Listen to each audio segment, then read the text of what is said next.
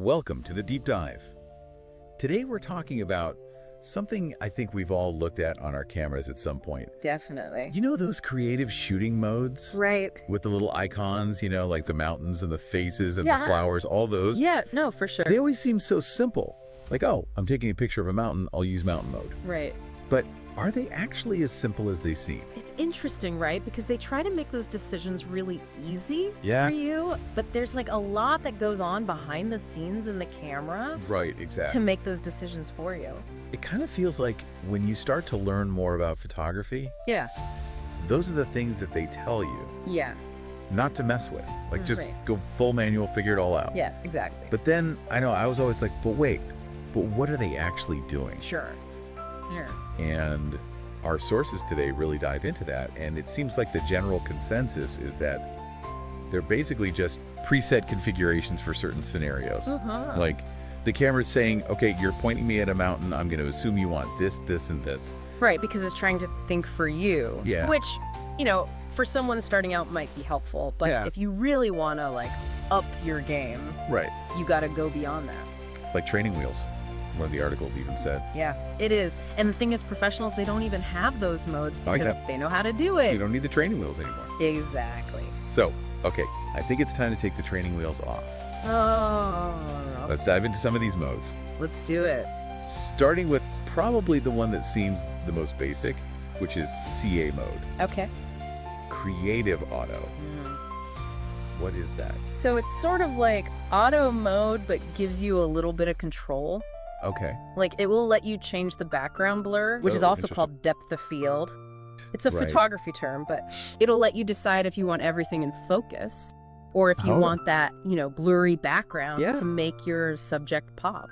You know what? I think that is actually the mode I used the most when I first got a camera, because I was obsessed Yeah. with that blurry background. Yeah, it just makes it look nicer. They just look so much more professional to me, even though at the time I was like, I don't know what I'm doing, but I like it. Right, exactly. And that's kind of the point of these modes, right? To give you a taste. Yeah. And you might not know the technical terms. Right. Totally. But you start to learn what you like.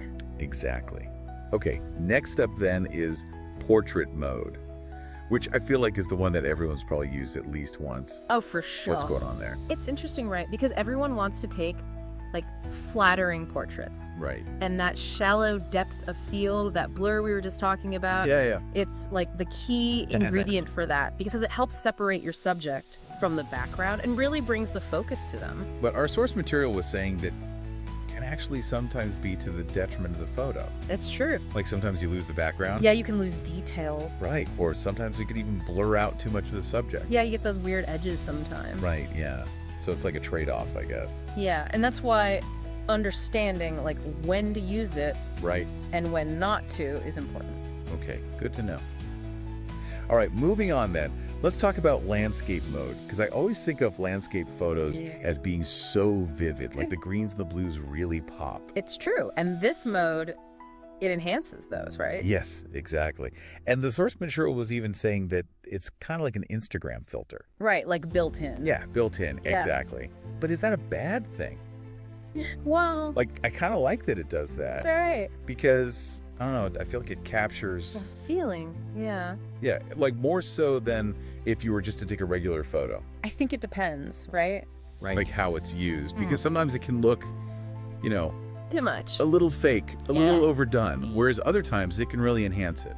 Right. So I guess it's like everything in photography. It's Right. You have to, It's a tool. yeah, exactly, a tool. Okay, let's talk about macro mode then, Right. which isn't really true macro, is it? No, not really, because true macro needs those special lenses Right. that can focus really, really close. Yeah. This is kind of like a glorified close-up. So what's the point then?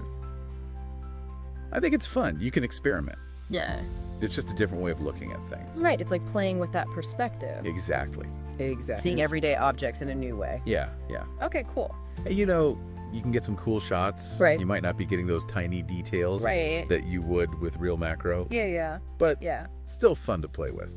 Okay, and then last but not least, let's talk about night mode, which is always, at least for me, a very Yeah. tricky one. It's hard, right? Because you're fighting against the lack of light. Exactly. And I feel like my pictures are always blurry when I use night mode. Yeah. So what happens is it uses a slower shutter speed Okay. to let in more light, but any movement, Oh, even just a little bit, no. can make it blurry. That makes so much sense. Yeah. Okay. So that's where a tripod comes in handy. Oh, right. Or like finding a surface to steady it on. Oh, that's a good tip. Yeah, anything to keep it still. Perfect.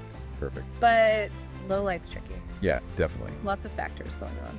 Okay, now, before we wrap up, our source material mentioned some other modes, Yeah. like food mode, sports mode, which really got me thinking, like, Right. Are there others? are there others? Yeah. What even are these? Exactly. And it seems like, companies are always coming out with new ones. Really? Yeah. Some are more useful than others. So it's kind of up to you to figure out, Yeah. like, what works best. So, to bring it all back then, Yeah. are these creative shooting modes actually good? Yeah. Are they just like, I don't know, It's a good question. should we just be ignoring them? Should we be using them as learning tools? I think, for beginners, they're great Yeah. because it takes out some of the guesswork. Right. But ultimately, like, learning those manual settings, Right. that's how you really, like, Unlock everything. yeah, unlock it and have that creative control. It's almost like if you're using a recipe to cook, Right. like you start with the recipe, Exactly. but then eventually you learn what all of it means, Mhm. and then you can kind of go off on your own. You're not reliant on it anymore. Exactly. You've learned. Yeah. And now you can, experiment on your own. Exactly. Make it your own. Perfect. Yeah. So for everyone listening out there, don't be afraid of those modes. Right. Play around. Experiment. Yeah. See what they do. Have fun with it. Yes. You And then challenge yourself to see if you can recreate it on your own. Right. See if you can figure out what it's doing. Exactly. And then you're learning. Yes, perfect. Yeah. Amazing. Thank you so much for taking a deep dive with me today. This was fun. And thank you all for listening. Yeah, thanks everyone. We'll see you next time.